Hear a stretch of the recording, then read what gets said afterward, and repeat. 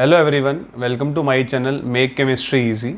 आज का जो हमारा टॉपिक है वो बहुत इंटरेस्टिंग है, सबसे इम्पॉर्टेंट है पूरी 11th क्लास केमिस्ट्री का।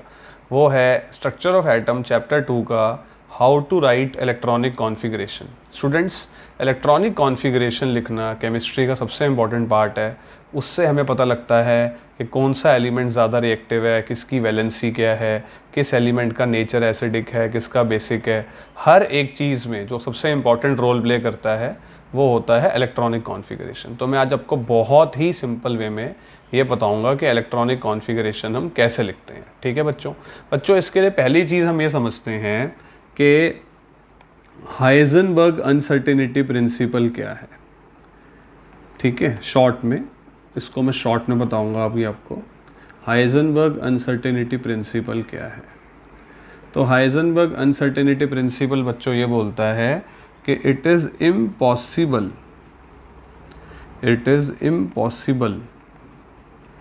To determine the exact position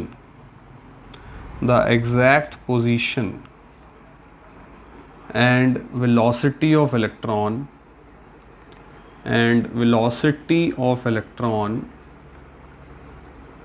simultaneously।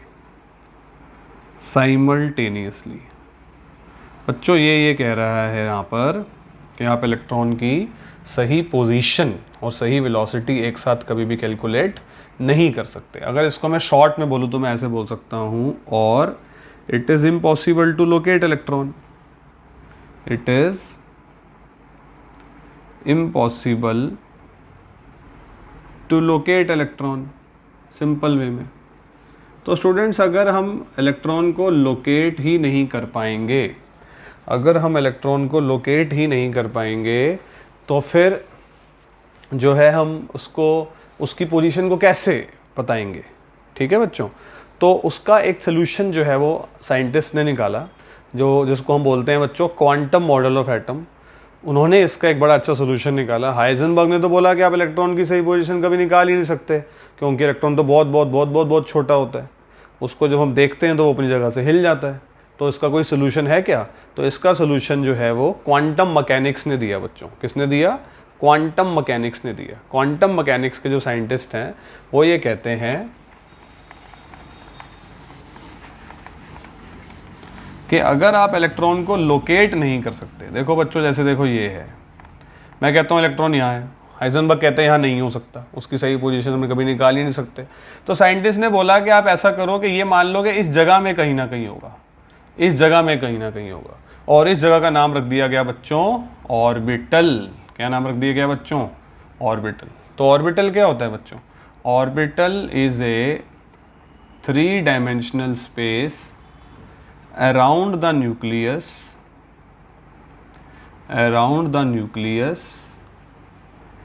where the probability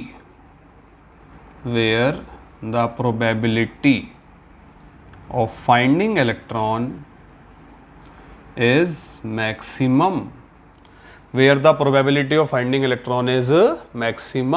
बच्चों, जब ये बात बोल दी गई कि आप इलेक्ट्रॉन की सही पोजीशन कभी पता ही नहीं सकते, तो क्वांटम मैकेनिक्स ये बोलता है कि ठीक है, नहीं बता सकते, ये तो बोल सकते हैं कि इस जगह पे कहीं ना कहीं होगा। जैसे बच्चों, हम कोरोना वायरस को लोकेट नहीं कर सकते, तो ये तो बता सकते हैं ना कि यहाँ पर इसके मिलने की प्रोबेबिलिटी ज़्यादा है, और उस जगह को क्या बोलते हैं बच्चों? कंटेनमेंट जोन बोलते हैं। उसी तरह से इलेक्ट्रॉन जहाँ पर मिलेगा उस जगह को क्या बोलेंगे बच्चों? ऑर्बिटल बोलेंगे। ठीक है, एक ऑर्बिटल को बच्चों हम ऐसे ड्रॉ करते हैं। एक ऑर्बिटल में ये 2 इलेक्ट्रॉन बना रहा हूँ बच्चों 9th में क्या होता था, आप इलेक्ट्रॉन को डॉट से बनाते थे। अब हम बच्चों इलेक्ट्रॉन को एरो से बनाते हैं, क्योंकि इलेक्ट्रॉन भी जो है वो अपनी स्पिन पर घूमता है क्लॉकवाइज और एंटी क्लॉकवाइज। तो स्टूडेंट्स, एक ऑर्बिटल में 2 ही इलेक्ट्रॉन आ सकते हैं, एक क्लॉकवाइज स्पिन के साथ और एक एंटी क्लॉकवाइज स्पिन के साथ। तो ऑर्बिटल को ऐसे ड्रॉ करते हैं, और ये जो है इलेक्ट्रॉन की स्पिन है। ठीक है बच्चों, इलेक्ट्रॉन की स्पिन है क्लॉकवाइज और एंटी क्लॉकवाइज। अब बच्चों, इंटरेस्टिंग बात यह है कि ऑर्बिटल को ऐसे बनाते हैं, मतलब एक ऑर्बिटल में 2 से ज़्यादा इलेक्ट्रॉन्स नहीं आ सकते। तो फिर इसका सोल्यूशन क्या होगा, क्योंकि कई कई आइटम्स में तो बहुत सारे इलेक्ट्रॉन्स होते हैं, जैसे यूरेनियम में 92 होते हैं, आयरन में 26 होते हैं, तो वो इलेक्ट्रॉन जो है फिर वो किस तरह से जो है वो इसमें एकोमोडेट होंगे एटम के अंदर। तो स्टूडेंट्स क्या होता है कि ना ऑर्बिटल आपस में जुड़ जाते हैं, और ऑर्बिटल आपस में जुड़कर बनाते हैं बच्चों सब शेल। क्या बनाते हैं बच्चों? सब शेल। और सब शेल 4 होते हैं, एस पी डी और एफ, एस पी डी और एफ। एस सब शेल में एक ही ऑर्बिटल होता है, पी सब शेल में 3 ऑर्बिटल होते हैं। बच्चों ये ऑड नंबर में आगे बढ़ना है। मतलब सब शेल क्या होता है? सब शेल होता है जो ऑर्बिटल के कॉम्बिनेशन से बनता है, ऑर्बिटल के कॉम्बिनेशन से बनता है बच्चों, ठीक है। डिफरेंट कॉम्बिनेशंस हो सकते हैं लेकिन होंगे ऑड नंबर्स में ही, जैसे कि एक ऑर्बिटल हुआ तो एस, 3 हुए तो पी, और डी में आ जाएंगे बच्चों कितने? 5। मैंने कहा ना ऑड, ये एक ऑर्बिटल है और इस एक ऑर्बिटल में इलेक्ट्रॉन कितने आ जाएंगे बच्चों? 2। यहाँ कितने आ जाएंगे? 6, और यहाँ कितने आ जाएंगे? 10। अब स्टूडेंट्स आप लोग गैस करो, जैसे देखो ये एक ऑर्बिटल, ये 3 ऑर्बिटल, ये 5 ऑर्बिटल, तो उसी तरह से बच्चों जो एफ सबशेल होगा उसमें 7 ऑर्बिटल्स होंगे। कितने ऑर्बिटल्स होंगे बच्चों? 7 ऑर्बिटल्स होंगे, और इलेक्ट्रॉन्स कितने आ जाएंगे बच्चों? 14 आ जाएंगे, ठीक है। तो दोबारा बता देता हूँ बच्चों कि हम इलेक्ट्रॉन को लोकेट तो नहीं कर सकते। अगर लोकेट नहीं कर सकते तो ये तो कह सकते हैं कि इस जगह पे कहीं ना कहीं होगा, और उस जगह का नाम क्या रखा है बच्चों? ऑर्बिटल रखा है। और ऑर्बिटल में ज़्यादा से ज़्यादा इलेक्ट्रॉन आ सकते हैं 2 विद ऑपोजिट स्पिन। ओके बच्चों, अब ऑर्बिटल में सिर्फ 2 ही इलेक्ट्रॉन आते हैं, लेकिन एटम में तो बहुत सारे इलेक्ट्रॉन्स होते हैं, तो ऑर्बिटल आपस में जुड़ जाते हैं, और जुड़कर क्या बनाते हैं बच्चों? सब शेल बनाते हैं। क्या बनाते हैं? सब शेल्स। और सब शेल 4 होते हैं, एस पी डी और एफ। एस के अंदर 2 इलेक्ट्रॉन आ सकते हैं, पी में 6, डी में 10 और एफ में 14 इलेक्ट्रॉन आ सकते हैं बच्चों, ठीक है। अब मैं आपको समझाता हूँ कि इनको यूज़ करके हम इलेक्ट्रॉनिक कॉन्फ़िगरेशन कैसे लिखते हैं।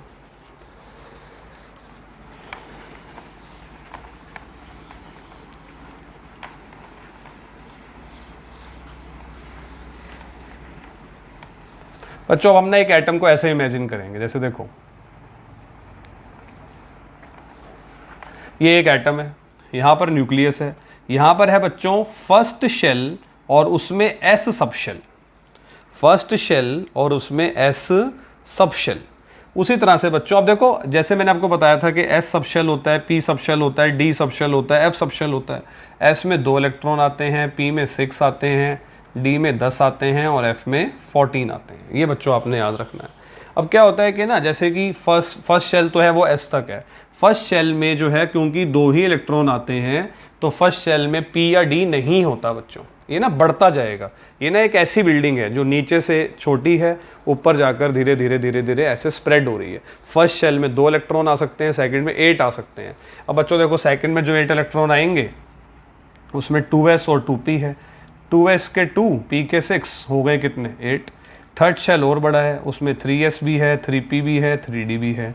फोर्थ शेल और बड़ा है, 4s, 4p, 4d, 4f। ठीक है बच्चों, आपको याद ही होना चाहिए कि 10th क्लास में ये क्लियरली बताया था कि थर्ड शेल में 18 इलेक्ट्रॉन आ सकते हैं, लेकिन तब आपको ये नहीं पता था बच्चों 10th क्लास में, 9th क्लास में, कि जो एक्चुअली वो 18 इलेक्ट्रॉन्स हैं वो किस तरह से डिस्ट्रीब्यूटेड हैं, किस तरह से बाइफरगेटेड है।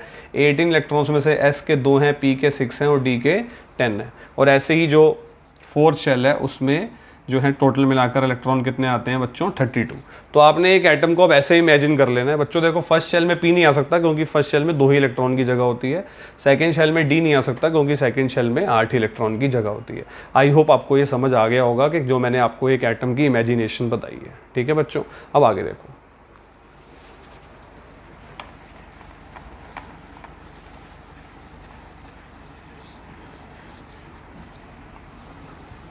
अब क्या होता है स्टूडेंट्स के नाम ऐसे बना लेते हैं। देखो जब हमें इलेक्ट्रॉनिक कॉन्फ़िगरेशन लिखनी है, sequence of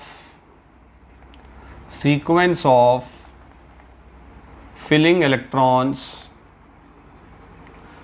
electrons in subshells, तो उसके लिए बच्चों हम क्या करेंगे, हम ना ऐसे बना लेंगे। पहले 1s, 2s, 2p, 3s, 3p, 3d, 4s, 4p, 4d, 4f, 5s, 5p, 5d, 5F इस तरह से हम ड्रॉ कर लेते हैं। 6S, 6P, 6D, 7S, 7P इस तरह से हम ड्रॉ कर लेते हैं। अब बच्चों पहले किसकी बारी आएगी? 1S की, फिर 2S की, उसके बाद 2P के बाद 3S की, 3P के बाद 4S की, 3D के बाद 4P की, 4P के बाद 5S की। इस तरह से जो है वो इलेक्ट्रॉन भरने की बच्चों सीक्वेंस होती है। ठीक है, अब जैसे कि मेरे को एटॉमिक नंबर 1 हाइड्रोजन की कॉन्फ़िगरेशन लिखनी है, तो सबसे पहले किसकी बारी आती है बच्चों? 1S की बारी आती है। और ये हमने लिखा 1S। 1S का मतलब है ये है फर्स्ट शेल और ये है बच्चों S सब शेल। ये क्या है बच्चों? S सब शेल।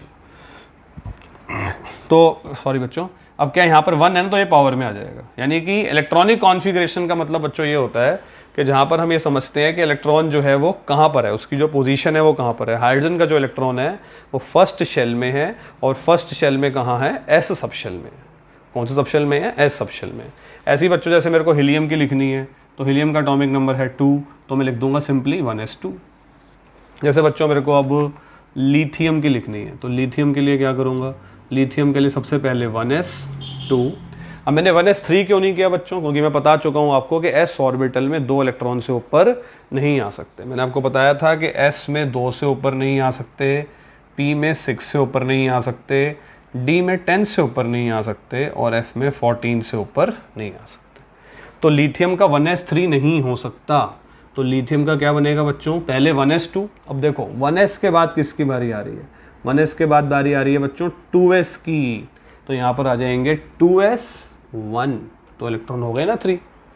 इसी तरह से बच्चों अगर मैं 4 नंबर बेरिलियम की लिखूँ तो वो हो जाएगी बच्चों 1s2 2s2। आई होप आपको ये समझ आ गया होगा। मैं एक बड़ी कॉन्फ़िगरेशन लिख देता हूँ। जैसे कि सपोज़ करो बच्चों आपको लिखनी है एटॉमिक नंबर 20 की। यहाँ से शुरू करो। सबसे पहले 20 एटॉमिक नंबर कैल्शियम का होता है। सबसे पहले आएगा 1s2। 1s जब ख़त्म हो जाएगा तो क्या आएगा? 2s2। 2s जब ख़त्म हो जाएगा तो किसकी बारी आ जाएगी बच्चों? 2p की। p में इलेक्ट्रॉन आ सकते हैं कितने? p में आ सकते हैं 6 इलेक्ट्रॉन्स। फिर बच्चों 2p के बाद आएगा 3s, और 3s के अंदर 2, फिर घूम जाओ, ऐसे ऐसे घूम जाओ। ठीक है बच्चों, ऐसे चलता रहेगा। तो 3s के बाद 3p, 3p में आ गए यहाँ पर 6, और 3p के बाद क्या आएगा? 4s, ये आ गए 2। आप गिनो देखो, 1s के बाद 2s, 2s के बाद 2p के बाद 3s, 3s के बाद 3p के बाद 4s। आप गिन के देख लो 20 हो गए। ठीक है बच्चों, तो आप इस तरह से इलेक्ट्रॉनिक कॉन्फ़िगरेशन लिखना ट्राई करिएगा, और जो भी होगा मेरे को प्लीज़ व्हाट्सएप पे पूछ सकते हो आप कि ये भाई मेरे को समझ नहीं आया पॉइंट। तो कोई भी कॉन्फ़िगरेशन आप इसलिए लिख सकते हो, बड़ी से बड़ी 100 के भी लिख सकते हो। और मैं नेक्स्ट वीडियो में आपको बताऊंगा किस तरह से आप शॉर्टकट तरीके से हाइब्रिडाइजेशन लिख सकते हो, शॉर्टकट तरीके से आप इलेक्ट्रॉनिक कॉन्फ़िगरेशन जो है वो लिख सकते हो, चाहे आपको 100 की लिखनी हो, चाहे आपको 120 की लिखनी हो। और उसी वीडियो में बहुत अच्छी यूज़फुल इन्फॉर्मेशन आपको बताऊँगा, जैसे कि एक्सेप्शनल इलेक्ट्रॉनिक कॉन्फ़िगरेशन। और तो आई होप बच्चों आपको ये समझ आ गया होगा कि ऑर्बिटल क्या होता है और सबशेल क्या होता है और किस में कितने कितने इलेक्ट्रॉन्स आते हैं। आप ज़रूर ट्राई करना बच्चों, 1 से लेके 30 तक आप ट्राई करना, और एक बार मेरे को व्हाट्सएप पे उसकी पिक्स भेजना बच्चों ज़रूर। मैं व्हाट्सएप का जो नंबर है वो डिस्क्रिप्शन बॉक्स में डाल दूँगा। Thanks a lot for watching my video, and please share and subscribe my channel make chemistry easy. Thank you.